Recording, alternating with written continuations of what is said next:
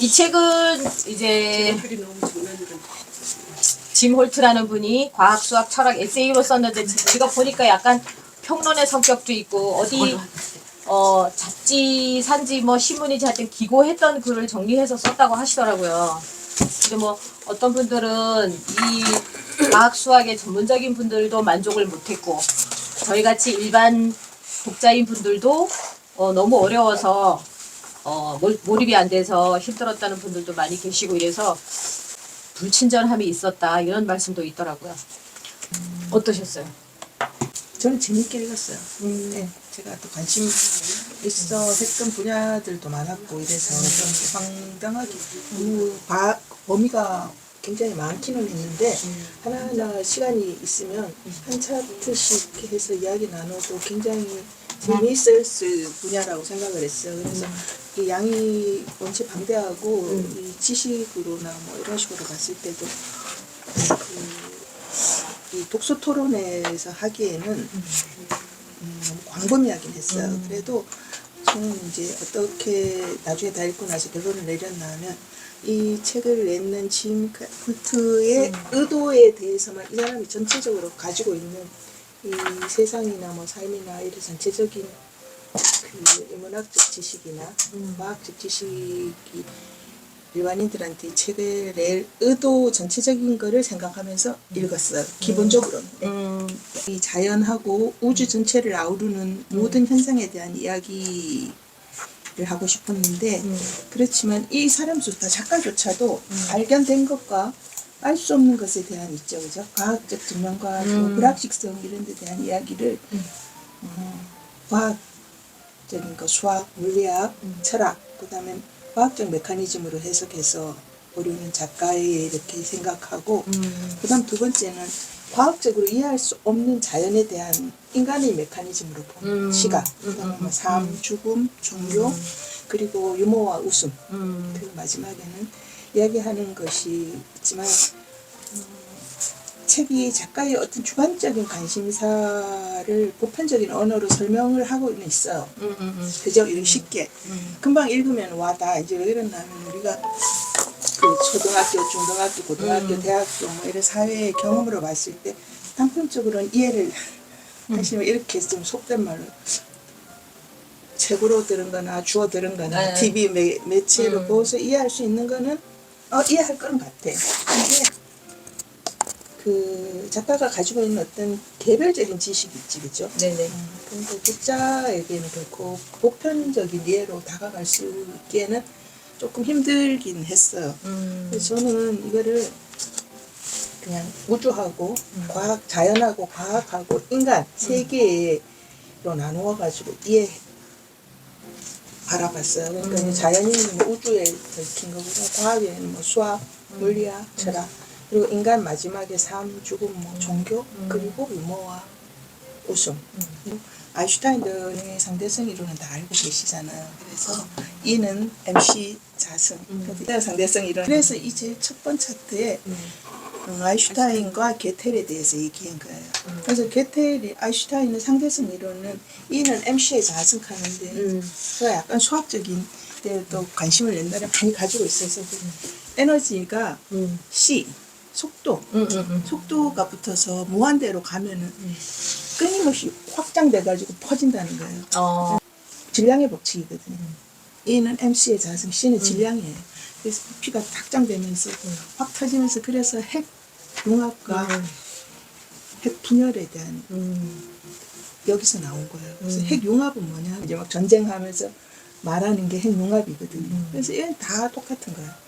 그래서 핵을 폭발하는 질량의 법칙에 의해서 속도를 가속했을 때 우주로 쏴버리면 이렇게 폭발해버리는. 그래서 아인슈타인의 상대성 이론에는 핵 그 수소폭탄이 만들어지고 이제 이게 기초가 돼가지고 융합이 나오는데 게텔은 어떤 사람이나 하면은 그 이론에 대해서 전체적으로 전부 다 동질의 생각을 가지고 있었어요. 그렇지만 우주라는 무한대에 대해서 끊임없이 생각하지만 게텔 여기서 보면은 한계에 부딪히는 거예요, 자기도.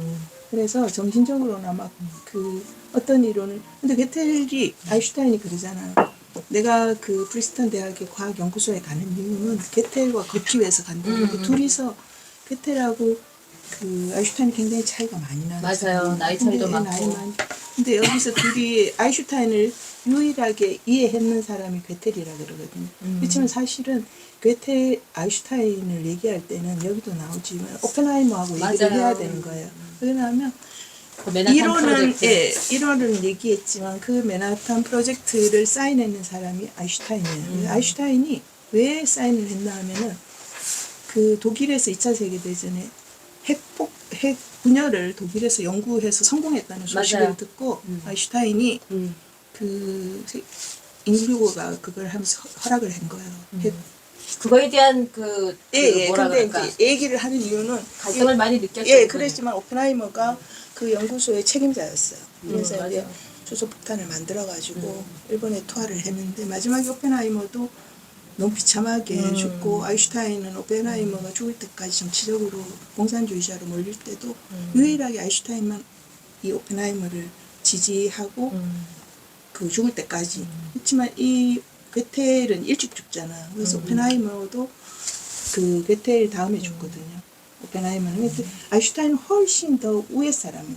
그렇지만 제가 이 얘기를 왜 하나 하면 이 책의 전반적인 거는 상대성 이론이에요. 뒤에 보면은 그 상대성 이론을 바꾼 현대 이제 과학에 대해서 얘기하고 있거든요. 2000년대 과학이나 프리스턴이나 지금은 거의 다 미국 위주로 이 독일의 이 과학들이 많이 발전되지만 나중에 이 제일 처음과 끝이 상통한다는 이유는 아인슈타인도 그렇고 그 사이에 나오는 모든 과학자들, 베텔도 그렇고 오펜하이머도 그렇고 여기에 나오는 뭐 질소를 만드는 하비도 그렇고 모든 과학자가 철학자가 제일 마지막에 자기가 했는 그 과학적인 수학을 공부하는 사람들은 체계적인 걸 굉장히 원하잖아. 네네. 그래서 뭐 종교나 이런 데서 보면은 우리는 그 어떤 상대성 이론이라는 게 내가 있고 반대가 있어야지만 상대적인 게 맞아요. 논해지니까 과학자들은 그걸 증명하고 싶은 거예요. 맞아요. 그렇지만 인문학자나 종교를 가지고 철학을 얘기하는 분들은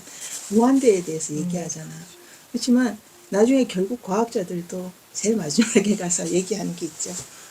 알 수가 없는 없다. 거예요. 이리 꼬고 저리 꼬고 다 했지만 알 수가 없어서 마지막에 과학자들이 기독교 바탕으로 성장을 하고 태어난 사람이나 모든 세계 인류 과학자들이나 노벨 과학자 받은 화학자나 이런 분들이 마지막에 거의 우리가 생각하는 불교에 거의 귀의를 해요. 맞습니다. 제가 알기도 그렇거든요. 그래서 제일 마지막에 불교적인 관념의 무한대나 어떤 자기 자신이 상대적이지만 그 상대적인 어떤 형상들을 극복하는 그 자아를 찾고 싶어 하는데 사실 마지막에 모든 계산을 끝나면 마지막에 위로 가나 밑으로 가나 나오는 건 제로를 0이거든요. 답이 오일러에.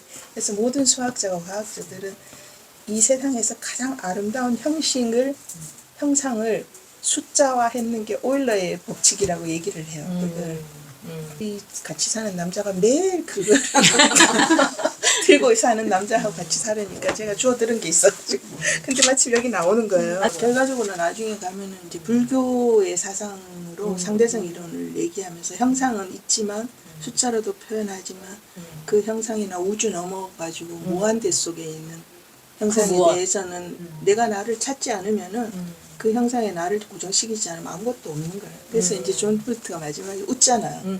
그래서 처음에 그 오일러의 공식도 처음에 그 오일러가 설명할 때 세계적인 모든 석학이 있었는데 혼자 떠들었다 그러잖아요. 너무 아무도 이해 못했는 거예요.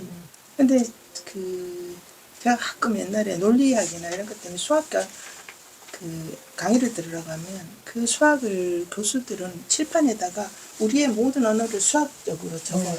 숫자로. 근데 본인이 막 적고 돌아서서 다 알겠지 이러거든요. 전부 다 뭐 하나도 아는 사람이 그거예요. 근데 이분이 이 안에서 수많은 이야기를 하잖아요. 과학의 공식도 들고 예를 들고 심지어 우생학부터 시작해서 자연학, 과학, 우주, 뭐 논리학 안 나오는 게 없어요. 그래서 하나하나 보면은 근데 제일 마지막에는 늘 얘기하는 게 있어요. 웃고 넘기고 농담으로 다 넘기거든요. 근데 저는 오늘 이렇게 아까 오면서 그 생각했어요. 갑자기 모나리자의 미소 생각이 나는 거예요. 그래서 그 미소를 이해할 수 있는 경지에 이르르면은 그 뒤에 보면 신에 대해서 얘기하거든요. 내가 신이 안 되면 신을 볼 수 없다. 왜 인류 문화에 종교가 있을까 하는데 그 귀절이 나오는 게 있어. 그죠? 종교라는 거는 그 많은 사상가들이 종교의 그 자연사적인 이렇게 제시를 하면서 종교가 그 사회적으로 심리학적 기능을 이바지하기 위해서 생길 수밖에 없다고 주장하는 거예요. 그래서 인간이 살면서 종교가 안 생길 수가 없는 구조인 거예요. 그때 그것도 상대적인 거예요. 세상을 더 낫게 만드는 어떤 외면적인 거하고 이유하고 자아를 완성하자는 그 내면적인 이유를 두 개 다 종교에서 찾지만 그 종교가 변질되면서 결코 두 기능을 다 할 수는 없는 거예요. 그래서 여기서 나오는 아인슈타인도 결국은 나중에 그 굉장히 불교에 몰두하거든요.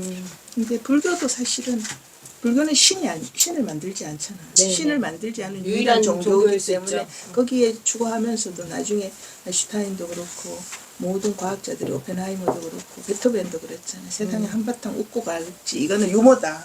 우리가 이 세상에 지구에 있는 내가 육체를 가지고 있으면서 항상 그러니까 나와 육체도 스스로 상대적인 거예요. 이것도 그냥 형상일 뿐이지 이게 그냥 유머다.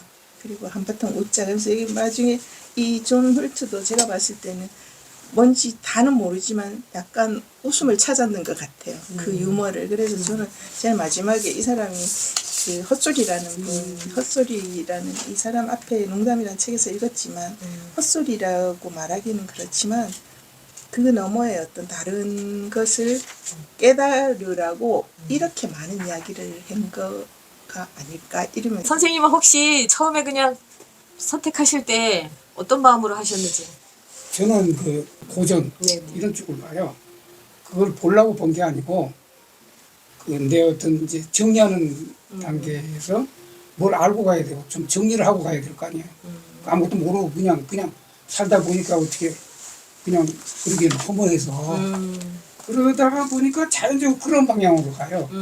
자연적으로 이제 과학책 같은 거, 심지어 뇌과학서부터 뭐 우주서부터 그 다양한 책을 이제 보려고 노력을 하는 거예요. 사이사이에 끼워서. 그리고 이제 그러다 보니까 시간이 없어서 내가 소설 쪽은 잘 못 보고. 그런데 이 복잡한 거를 그야말로 그냥 딱 정리를 하는데 깜짝 놀랐어요. 읽고 정리가 잘 힘든 책이에요, 이게.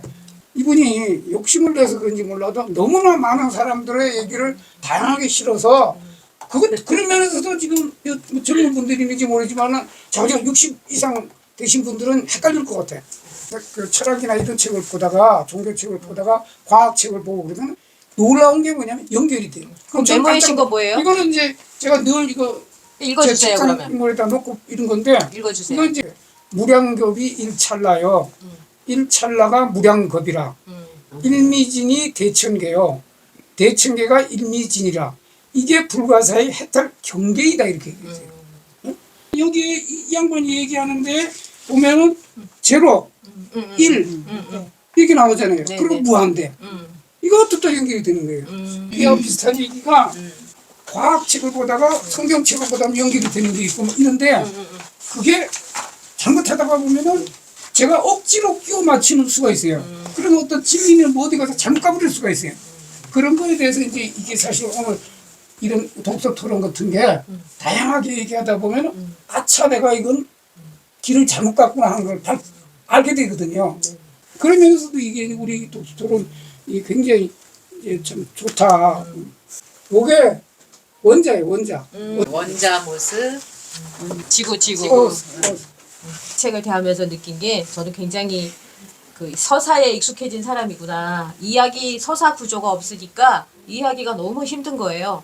그리고 수학 과학 분야라는 게 그 공식이나 아까 선생님이 말씀하신 그런 기호나 이런 걸로 자주 나타내다 보니까 그걸 세세하게 검색하고 이해하고 하는 게 저한테는 되게 익숙하지 않구나. 그래서 저는 아인슈타인과 게델이 그 과학적인 수학적인 그런 이론을 발견하고 그 만드는 과정에서 겪는 어떤 인간적인 그런 고뇌, 힘듦, 어려움, 그리고 자기의 주장이 먹히지 않았을 때 그 학계에서 고립되는 부분들, 그다음에 그러면서 겪는 인간적인 그런 불안감, 뭐 그런 것들을 좀 더 집중해서 읽었던 것 같아요. 내가 천재가 된다면 좋을까 나쁠까? 누가 나한테 천재라는 DNA를 갑자기 줘서 천재로 살아라 이런다면 그게 과연 행복한 일일까? 그런 고민도 하게 되더라고요. 천재라고 그러면 우리가 보통은 부러워하잖아요. 저 사람이 가진 게 되게 많을 것이다. 뭐 할 수 있는 그 역량이 되게 클 것이다. 그런 생각을 했는데 천재라고 그래서 인간이 아닌 건 아니구나. 또 너무나 인간적인 그 고민이나 고뇌가 크다 보니까 그리고 인류나 자연에 대한 그 관심의 범위가 넓다 보니까 자연에서 만들어진 우리가 알지 못하는 이론도 발견하고 인류를 위해서 그런 이론을 만들기도 했는데 인류가 결국 그거를 좋지 않은 방향으로 써서 살상을 하고 전쟁을 일으키고 한다는 그 맥락은 그 이론을 발견한 과학자나 수학자들한테 엄청난 부담이었겠다. 뭐 이런 생각도 잠깐 하고 그랬어요. 저기 서울대 캠퍼스에서 하는 그 시민대학 강의를 마침 거기에 과학하고 수학 얘기가 좀 중점으로 나왔어요. 그리고 여성의 인권이라든지 이런 거. 근데 이제 저도 그 당시 그 강의 들을 때는 다 이해를 하고 받아들이는데 머릿속에 요새 저장이 안 되더라고요. 저장이 안 돼가지고서 출력을 못해요. 단순하게 우리 역사만 봐가지고서 또 우리 역사에도 이런 게 있었구나 하고서 막 민족주의식으로 고양하지 말고 자기 그 강의하던 분 말씀으로는 그 당시에 전 세계적인 그런 흐름이나 이런 거를 보고서 비교를 해가면서 봐라. 어차피 영향을 받을 수밖에 네. 없으니까. 근데 이제 그 우리나라의 신라시대, 삼국시대나 뭐 이런 때는 동서양 교류가 지금처럼 그렇게 활발하지는 않았잖아요. 그런데도 삼국사기에 그 기록되어 있는 수학과 과학 또는 그 인권 같은 게 그 당시의 그 세계사적인 흐름에서 봐가지고서 우리가 앞서 있었으면 앞서 있었지 결코 뒤처지진 않았던 거더라고요. 그래서 저도 요거를 읽어가면서 비교를 좀 해봤어요. 우생학이 나왔는데 맞아요. 우생학이 우리 역사에도 굉장히 영향을 미쳤더라고요. 바로 우리 가족 계획할 때 불임 시술을 했었던 그런 기사를 본 것 같은 기억이 나요. 그것까지 안 했던 것 같아. 아니죠. 박정희가 정권 잡았을 때 나병 환자들을 다 모아가지고 소록도로 모으잖아요. 예, 예. 그래서 거기서 모두 불임수술 아니 했어요. 거기 그러니까 거기 특수한 장소에 그건 나와요. 네, 나오잖아요. 그거는 나와. 그러니까 그 특수한 장소에서 그런 건 있는데 여기 여기서처럼 히틀러처럼 그러진 않아요. 뭐 소록도는 그건 기록상 그게 나와요. 소록도 가면은 거기에 그 설명을 해요. 그게 지금 얘기했듯이 그런 사람을 불임했다는 거. 그 특수한 경우지 여기 히틀러식의 그런 거는 제가 없었고 산하 제한해서 둘만 나와 자기 의자 그거는 틀림없어요. 저희가 겪었기 때문에. 그래서 제가 비교를 해가면서 읽었다. 여성을 보는 인권이 여권이 전 세계적으로도 앞서 있었다고 그런 얘기는 네, 예, 많이 그런 들어봤던 얘기도 것 하고 같아요. 우리는 과학이나 수학이 발달되지 않았다 그런 얘기를 많이 네. 예전에 들은 기억이 그게 없는데 이제 서양 중심으로 예. 발달을 하다 보니까 그러니까 수학이 얼마나 우리가 발달돼 있었는지 그 당시에는 원주율을 계산을 해가지고서 뭐 이렇게 토지 그 할 때 그런 거 계량도 하고 그 세금은 그런 계량이 안 돼 있으면은 공평하게 걷어들일 수가 없는 맞습니다. 거잖아요. 네, 불만이 생기죠. 네, 그래서 그때 그 시험을 봤대는데 그 또 재밌는 네, 그래서- 시각이시네요. 색다른 시각으로 말씀해 주시니까 우리 역사를 너무 허투루 그냥 식민 사관에 접해가지고 우리를 비하하고 약소국가로 하고 이렇게 했지만은 사실은 그렇지 않다. 우수한 네, 그러니까 너무 서양 위주로 유럽 위주로다가 해가지고서 받아들이지 말고 그 당시 그럼 우리는 어땠을까 하고 비교를 해가면서 보면은 우리가 뒤처지지는 않았다.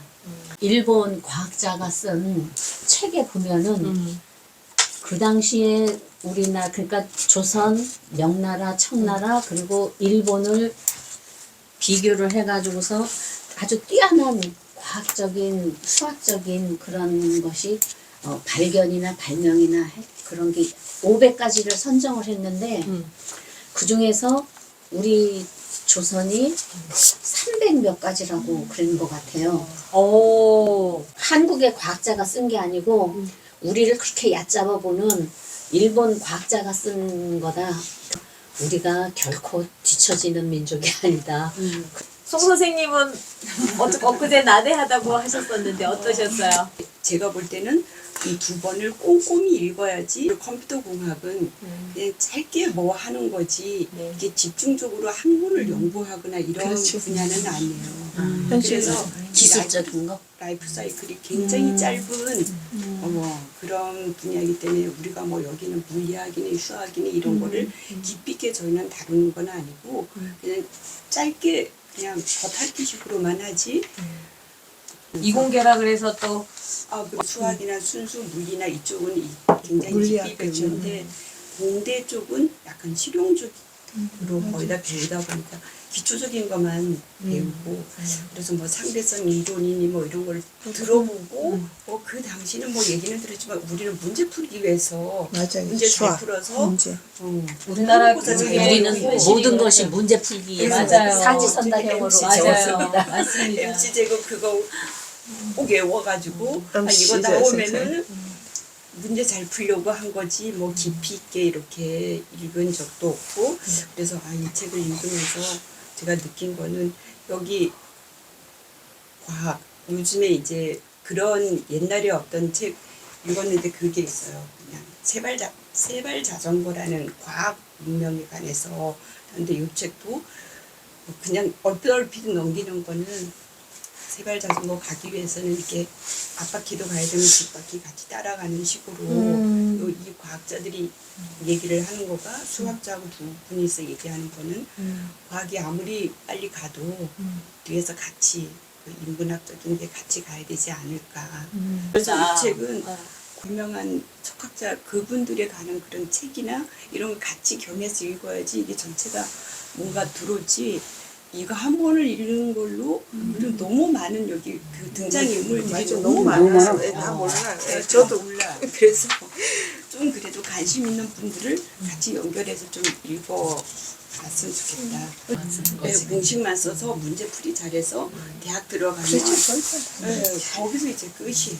그래서 저는 순수 학문을 하는 그쪽이 좀 필요하지 않을까 그런 생각도 들더라고요. 요즘에 너무 막 그 취업만 하다 보니까 취업도 취업인데 사실 대학 그 수능 위주로 모든 게 움직이다 보니까 아무래도 그런 현상이 있는 것 같아요. 제일 이제 가슴 아픈 거는 외국은 어떤 이렇게 과학이나 이런 거를 연구하는데 물론 나라에서 집중적으로 해주는 게 아니라 이제 그 돈 있는 사람이 이 사람들을 엄청 집중적으로 투자를 해주잖아요. 오직 거기만 몰입해서 할 수 있는 걸 해주는데 우리나라는 내 돈으로 뭘 하기에는 너무 힘든 거예요. 그래서 우리나라 사람들 머리 엄청 좋고 근데 수학과 물리학과가 요즘에는 경쟁률이 엄청 안 좋아요. 취업이 안 되다 보니까 그래서 그쪽 분야로 한다면은 먹고 살 거는 해줘야 되지 그러니까 않나. 맞아요. 그걸 안 해주다 보니까 사람들이 그쪽으로 안 가요. 아, 정말 신랄한 지적이십니다. 그런 게 참 필요하지 않을까. 기초과학 쪽으로는 안 간다 너무 그러더라고요. 왜냐면은 나와서 먹고 살 방법이 없어요. 저는 읽고 싶은 데만 읽는다. 안 읽는다. 좋다. 예. 읽고 싶지 않으면 안 읽는다. 책은 꾸밈용도 있다. 그래서 여기에 나오는 무수한 과학 기호와 수학 기호를 맞습니다. 일도 해석을 못해요. 저는 아예. 그래요. 그리고 어떤 역사를 들을 때도 연도가 전혀 안 들어오는 사람이에요. 저는. 그 내용만 이해가 되는 사람이거든요. 그러니까 단종 몇 년도에 있었던 일인지는 몰라요. 내용만 이해하는. 그래서 인도식 이 문법이 저한테는 잘 맞는 게 그 누가 그렇게 해석을 해놨더라고요. 중국은 연도가 분명하게 나온대요. 중국 역사는. 인도는 연도가 불분명해요. 사건 위주로 네. 나오는구나. 그래서 어느 경전을 읽어도 몇 년, 뭐 BC 몇 년 이게 없습니다. 한때 또는 어느 때에 어느 곳 장소에 누구를 위해서 법문을 하셨다는 거는 정확하게 나와요. 그건 참 편리하지 않을까요? 네, 아무리 논리를 갖다 들이대도 제가 이해가 안 되면 저는 여기에 입력이 안 돼요. 아예. 완전 선택적이네. 네, 정말요. 그리고 아니 어떤 면에서는 되게 효율적이시. 네, 어떤 논리를 갖다 들이대도 상식으로 이해가 안 되면 저는 입력이 안 됩니다. 그래서 저는 이 책을 읽을 때도 그래서 좀 남다른 접근법인데 어디에 이 사람이 왜 이 글을 썼는가 처음에 설명을 하잖아요. 서문에. 첫째의 어떤 순수한 아름다움, 뭐 생각의 깊이, 그 생각의 힘, 둘째 인간, 셋째 철학, 넷째 윤리를 이야기하고 싶다라고 의도를 썼더라고요. 그래서 제가 아까 의도를 보셨냐고 그랬더니 또 우리 장 선생님은 자연, 우주, 과학, 인간, 종교, 유머 이런 게 보였다고 말씀을 하셨어요. 그래서 그 다음에 저는 이제 남다른 접근법이기는 할 텐데요. 아인슈타인이라는 사람과 괴델이라는 사람은 한 20년 가까이 차이 나는 사람인데 네네. 특히 아인슈타인이 괴델과 이야기하는 시간을 아주 즐겼다고 해요. 왜 그랬을까? 그러니까 저도 그런 때가 있을까? 그런 사람이 있을까? 저는 또 이렇게 접근을 해봤어요. 그래서 전혀 다른 일을 하고 있고 다른 삶을 살았지만 그 이야기를 하면 질리지가 않고 그 남의 이야기한 것처럼 서로 이렇게 다른 세상을 사는 것 같아서 말문이 닫히는 경우가 많은데 전혀 다른 일을 하고 살아온 세대도 다르고 나이도 다르지만 이야기를 하면 할수록 자기는 자기 얘기하고 나는 나의 이야기를 함에도 묘하게 통하는 지점이 있는 사람이 있을 때가 있더라고요, 저도. 그래서 이 아인슈타인과 괴델도 그런 순간이었겠구나. 더군다나 삶도 굉장히 다르잖아요. 그래서 이분들의 삶을 갖다가 제가 또 한번 이렇게 검색을 해봤어요. 이건 GPT한테 물어본 거거든요. 그러니까 생애를 한번 전혀 달라요, 생애도. 맞습니다. 네. 맞아. 완전히 생애도 너무 다르고 죽는 순간까지도 삶이 전혀 달라요, 결이. 그랬을 때 이 함께 걸을 때라는 건 어떤 의미일까? 돌아가신 지 몇십 년이 지난 뒤에도 이들이 함께 했던 이 순간들, 이 함께 걸었을 때 이 순간들이 지금 우리 세계에 공공의 어떤 큰 역할을 하고 있는 것일까? 그 역할을 하는 걸 캐치를 했기 때문에 이분은 이들의 이야기를 여기다 썼던 걸까? 이분들의 역할이 무엇이었나? 그러니까 당대의 그 석학들 또는 천재라고 하는 사람들이 만나서 이야기하고 그 이야기한 힘을 갖고 있는지 영향력이 있는지 지금까지 있는 건가? 저는 사실 그런 게 더 관심이 있었던 지금 거예요.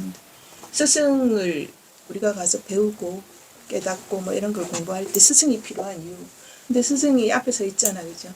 그래서 그 스승한테 내가 할 수 있는 거는 성실함과 배우고자 하는 의지만 있으면은 공부하는 스승이 되는 거예요, 그 사람이. 근데 나중에 어느 정도 되면은 거울이 두 개, 나도 거울이고 스승도 거울인 거예요.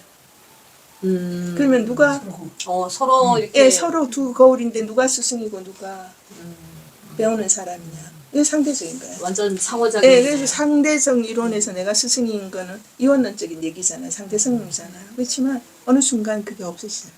이제 거울이 서로 마주 보면은. 그러면서 이제 그런 얘기도 해요. 여기서 내가 나를 사랑하지 않는 사람은 절대로 남한테 하는 모든 행동은 다 의미가 유선이다. 없다. 유선이다. 내가 나를 진정으로 사랑하고 내가 누군지 알기 전에는 그 뭔가 목적이 있는 거예요. 그 형상화시키는 게 선이고 형상화시키는 게 악이다. 이렇게 얘기하는 부분들이 있어요. 그래서 뭐 죽음이 필요한가? 이 책 너무 재밌게 읽었었어요. 지금까지 어떤 영향을 주고 있을까 이제 이런 의문을 계속 가지면서 보다 보니까 삶이 이게 굉장히 다른데 아인슈타인 자체도 처음에는 특수 상대성 이론을 했다가 두 번째 자기 이론을 가지고도 계속 또 연구하고 근데 그게 그냥 생각하고 혼자만 연구한다라면 안 되겠죠. 근데 당대의 어떤 말이 통하는 사람들을 거울 삼아 선지식 삼아 우리말로 하면 그러니까 상호작용이 있어야 된다는. 불교 말로 하면 서로의 선지식이 되는 거예요. 그러니까 상호작용이라기보다는 이제 우리 불교에서는 선지식 모든 것을 하나의 배우는 대상으로 보는 거죠.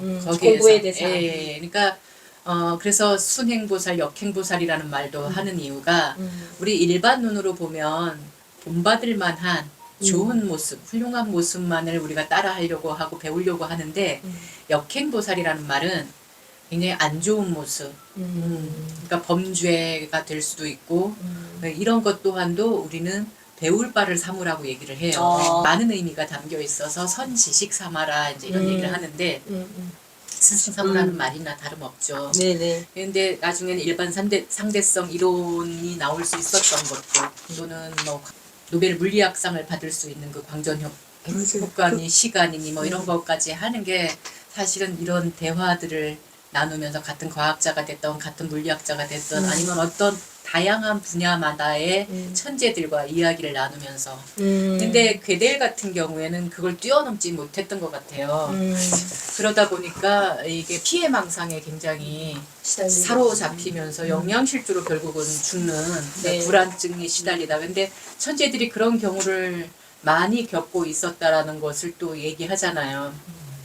거의 굶어 죽거나 스스로 뭐 또는 정신병원에서 죽거나 뭐 은둔자로 살거나 뭐 이런 식으로 자기 삶으로 연결이 되지 못한 천재들이 우리가 본받아야 될 천재의 모습이 아닌 그러니까 어느 한 분야만을 잘 살다가 간 그런 모습들을 보면서 이 아인슈타인 또한도 다양한 분야에 관심을 갖지 않았을까. 그리고 그것은 끝이 없을 수밖에 없다라는 그래서 무한 그래서 양자 역학 양자 물리학까지 지금은 네네. 나오고 있지 않는가라는 생각을 하면서 그래서 그 신비하고 뭐라고 한마디로 정의할 수 없다 보니까 무한이 나오고 공이 나오고 이러고 아까 말씀하신 한 번만 다시 그거 이야기해 주실래요? 그 메모해 놓으셨면 무량겁이 일찰나요. 일찰나가 무량겁이라.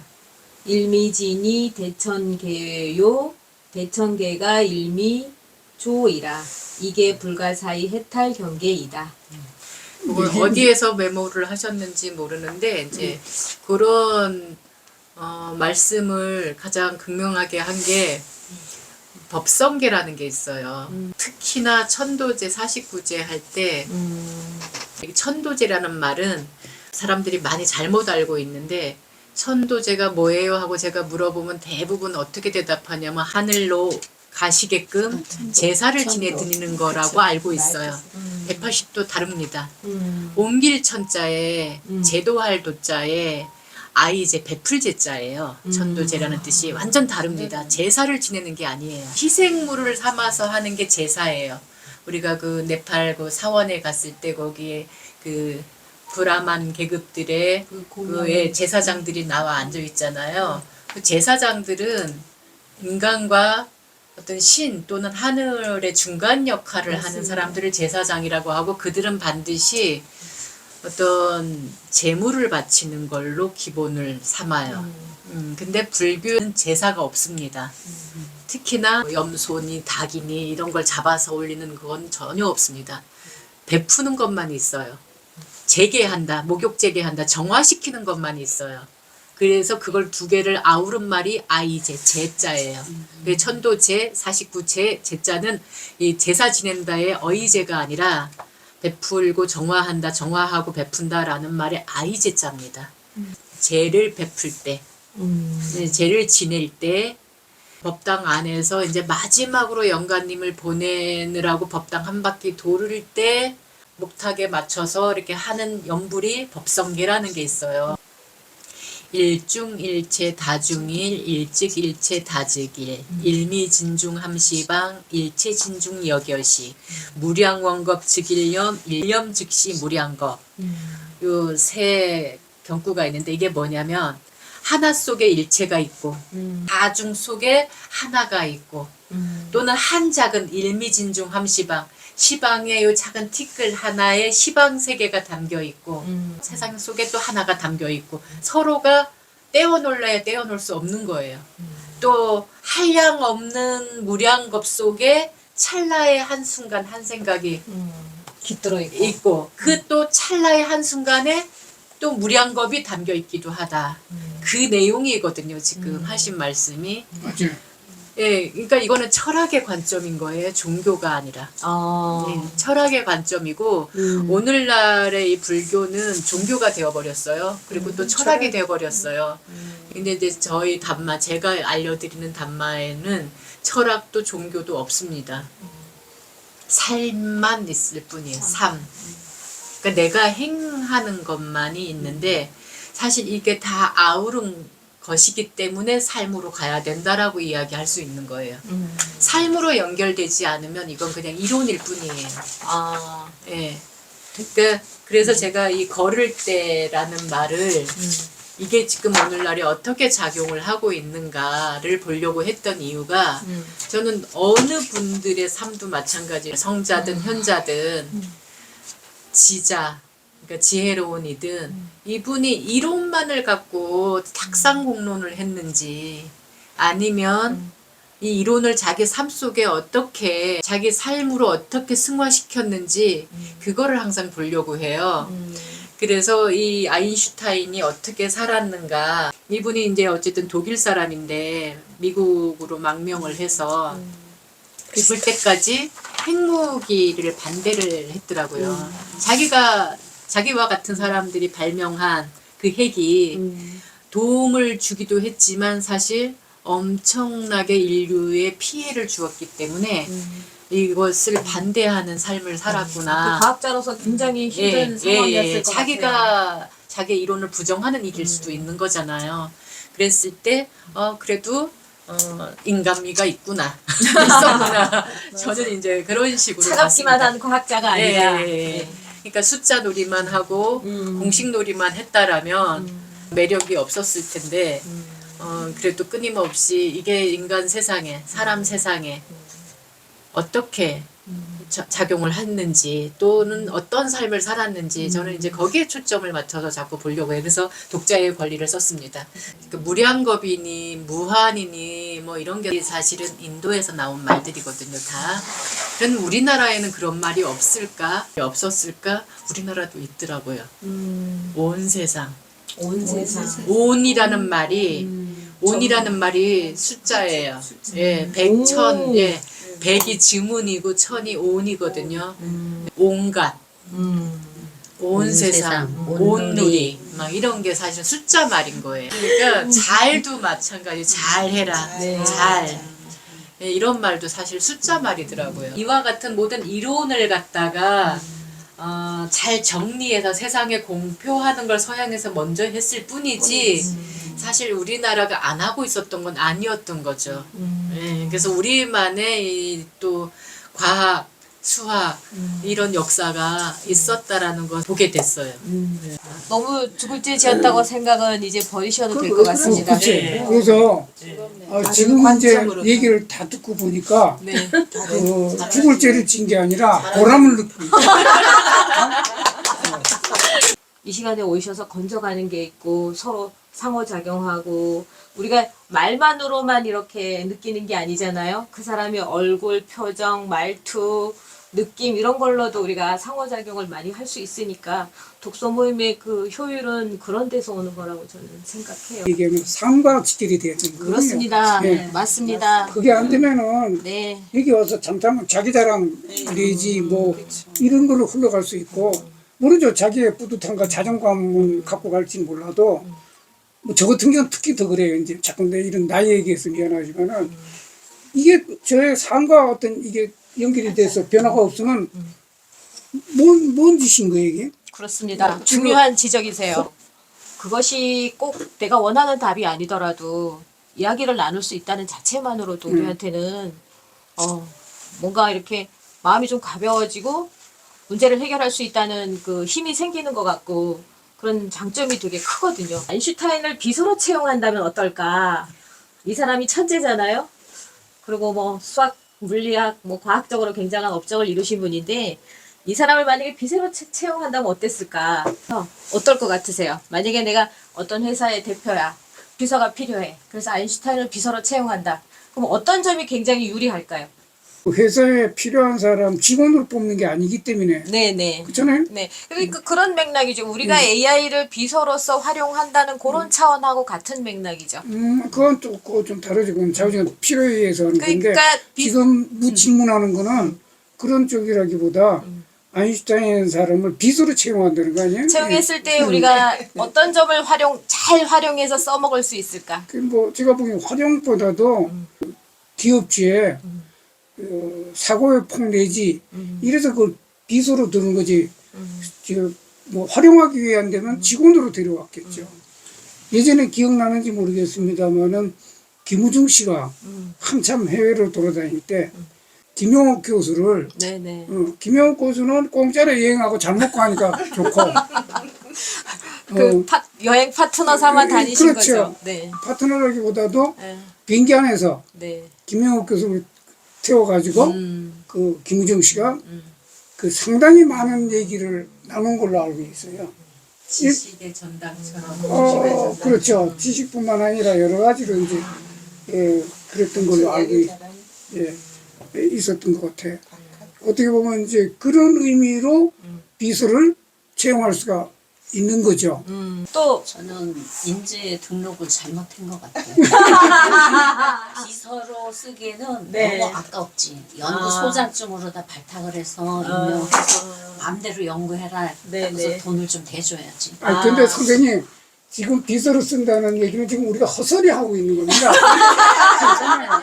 헛소리를 하도 지금 얘기, 그 진지하게 얘기해 버리는 건 뭐. 나는 아니요. 적재적소했어야지. 마지막 너무 잘해.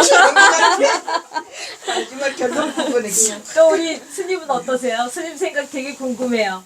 저는 재밌을 것 같아요. 네네. 네, 다양한 분야에 대해서 이야기를 이게 번뜩이는 아이디어 막 생각들이 막 중구난방 막 내가 생각하지 못하는 또는 생각할 수 없는 영역으로 막 다닐 거 아니에요. 그래서 때로는 지금 대통령이 그 비서관 특사로 보내는 것처럼 상대방 회사에 가서 설득을 할 수 있는 특수 임무를 맡기기도 하고 그 클라이언트 관리에는 예, 내 되게 머리가 아인슈타인 급이 돼야지 되는 거 아니야. 아니 그러니까 비서니까 그 사람이 그리고 그러니까. 나를 또 설득시킬 수 그 있고 클라이언트 관리에는 좀 예. 유리하지 않을까 싶어요. 그러니까 내가 못하는 부분을 대신 네. 맡기기도 하고 만약에 3방에 하루만 쓴다면 하루만 쓴다면 네. 나 수학 과학 못해 나 좀 설득해봐 막 이해시켜봐 우리 송 선생님은 어떠세요? 저는 이제 비서라는 개념이 다방면의 얘기도 하고 그 옛날에 그 어르신들은 그 비서를 그냥 단순히 스케줄 관리를 안 해요. 당신이랑 어디 가면서 얘기를 많이 해야 돼. 요즘 현실을 돌아가는 거라든지. 어떻게 보면 비서가 비서가 그 회장이나 그 위의 대표의 그 역할보다 더 큰 것 같아요. 네. 그러니까 전지전결 아우러서 이렇게 볼 수 있는 그 시야가 넓고 또 총명해야지 이 비서라는 걸 할 수 있다는 생각이 들어서 저는 그 개들과 산책을 했잖아요. 그 분야가 정확히 분리되어 있을 때 두 분이 만난 거라 그 나이 차이도 많은데 산책을 하면서 굉장히 커뮤니케이션을 잘 했다고 이렇게 나오니까 커뮤니케이션을 잘 해야 되는 건가? 그런 생각도 하게 되고 만약에 뭐 비서로서 어떤 상황을 설득해야 된다거나 뭐 나의 그 회사의 어떤 그 프로젝트를 성사시키기 위해서 넘어야 할 여러 가지 난제들이 있을 때 그 커뮤니케이션 능력을 상당히 좀 활용할 수 있지 않을까. 전 또 그런 생각을 잠깐 해봤어요. 그리고 그 과학자들, 수학자들은 그 특유의 그 집요함이 있잖아요. 우리가 막 정말 도망가고 싶을 정도로 그거를 이렇게 긍정적인 방향으로 쓴다 그러면 뭐 문제 해결이 안 되는 경우는 거의 없지 않을까 싶기도 하고 목표를 향해서 가는 그 성실함과 집요함. 모든 사람하고 소통 능력은 많을 거예요. 근데 이걸 받아주는 사람. 그러니까 그게 오너 역할이겠죠. 이 사람이 뭔 얘기를 하고 싶은지를 이해하고 받아들이면 굉장히 재밌는데 이제 자기 것을 고집하고 얘기를 하면은 소통은 안 되죠. 그러니까 어떤 면에서는 만약에 아인슈타인을 비서로 쓴다 이랬으면은 그 채용하신 분이 시간이 갈수록 채용을 잘못했구나. 품을 수 있는 마음이 있는 사람만 쓸 수 있어요. 이해 못하는 거지. 일단 나를 설득해봐 이렇게 시작을 하고. 네. 근데 상상만 해봐도 너무 재밌는 예, 상황일 것 같아요. 아인슈타인이 비서가 되면은 아인슈타인 우리 사진에서 보면 머리 이래도 아, 맞아요.